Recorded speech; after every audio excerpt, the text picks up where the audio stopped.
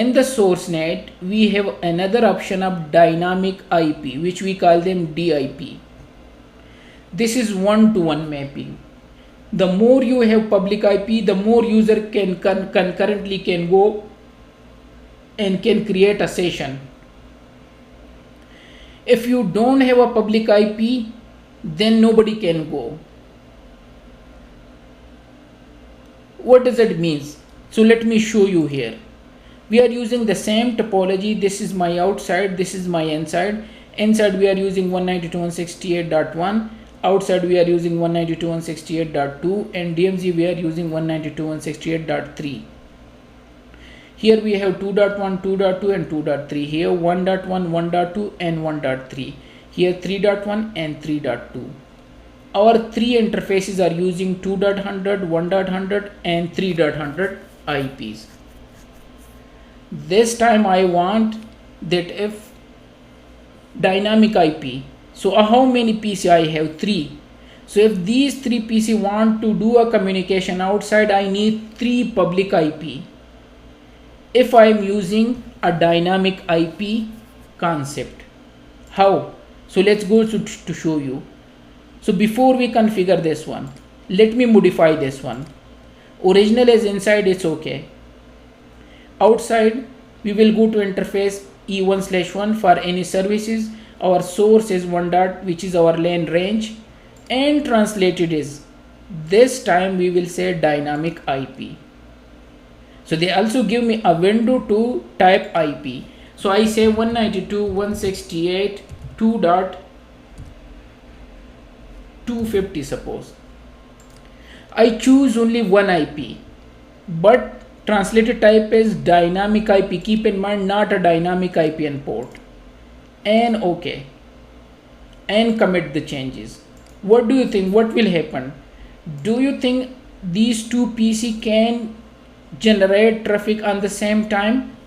Is it was above before 2.1, and this is my another inside PC from this one. This one I'm generating traffic from 1.1 to go outside, and this PC to go outside to reach this 2.1. Do you think they will generate the traffic on the same time? No, because I have only one public IP, which is dynamic IP. Dynamic means first come first services.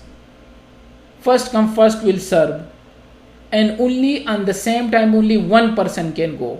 Yeah, the IP can be assigned to anyone, first come first base, not a static, but the mapping is state 1-to-1. IP is not static to assign to one person. So now I commit the changes and let's see to verify them.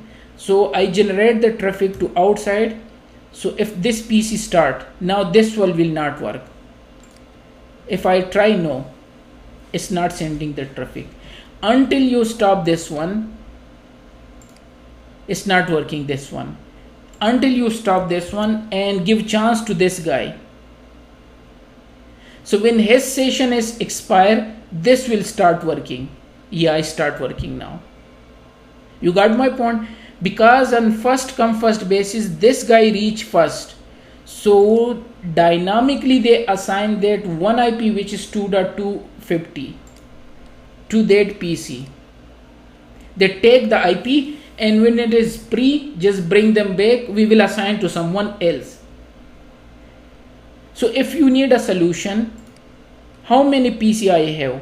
I have 3 PC inside. Then I need 3 public IPs. So what the hell is this? Then why we are doing NAT? Why not assign a public IP directly to my PC? The only thing is privacy, and you are protected inside, nothing else. You are wasting public IPs using this method. And maybe you have a pool of IP which is free in your organization and you want to utilize them. But other than this, it's not a good solution, as we can see.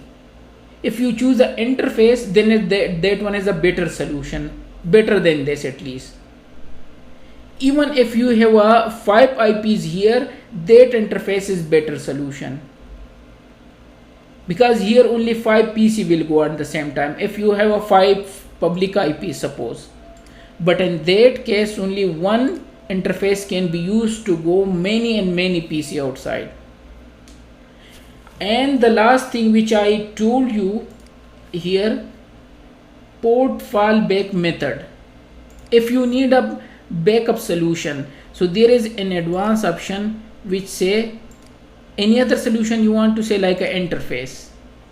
So choose the interface, this interface will help them, and choose the exit interface. So it means for dynamic they will use this range. If this one is exhausted, they will kick them out to this one, and this is the interface concept. And okay, now there is nothing, everything will work, because it's like the previous case, but it helping them that if you are in trouble, okay, let me out you from the trouble, because you have only one IP and only one person can go on the same time. So for a fallback method as a backup plan, I can help you. You can use my interface and I can generate a lot of people for you. A lot of user can go outside. So this is called a backup method, which is mentioned by the way there, which I assign. So now there is no question, everything will work, both will work at the same time. This will start working and even this will also work. Both are working. End of the day there is no difference now,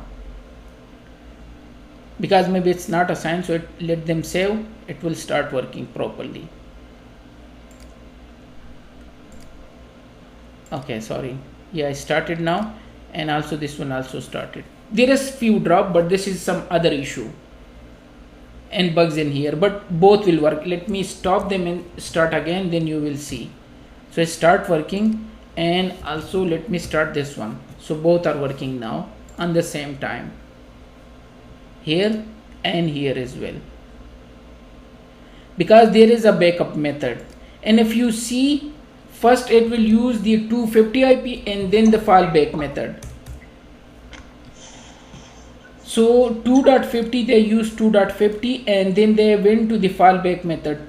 Fallback method is 2.100. So you will see 2.100 as well. 250 and there should be 2.100. Okay, let me clear and do again. So there is 2.100 now. You can see 2.100 and 2.50.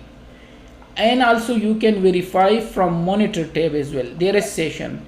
And session you will see 2 IP. 2.50,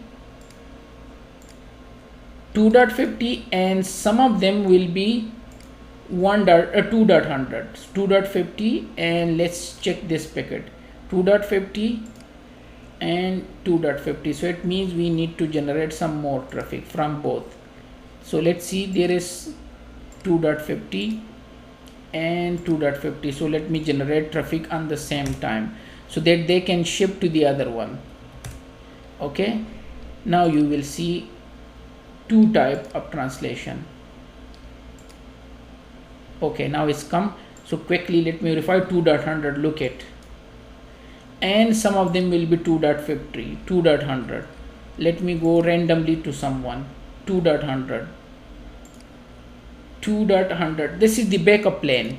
So they are using the backup plan. One of them will be using the actual IP, but I need to verify to check. So it's better to verify from here. It's easy here. So look at, so 1.2 PC2 is using 2.50 and the other PC are using 2.100. This one. So this was a second method in source address translation. To translate the source, we have another option of dynamic IP. But dynamic IP means you will be assigned a dynamic IP, but it will be with you until your session is terminated. Then it will be assigned to someone else. So we saw in this way other people was waiting. So when they came back from that IP and they are not using that IP, then another person can use them. The only thing is like this. This like a rent a car. You rent a car, when you return, then the other person can take them. But they have a fallback solution So the rent-a-car person say, okay, because all my car are exhausted, anybody, you can take my car, but you have to pay me double. So this is port fallback. So fallback method help them to kick them out from this situation. So this is the second method of dynamic IP and translation. So the more you have dynamic IP, the more people can go on the same time. But you have a solution of advanced dynamic IP, which they can help you to out you from that situation.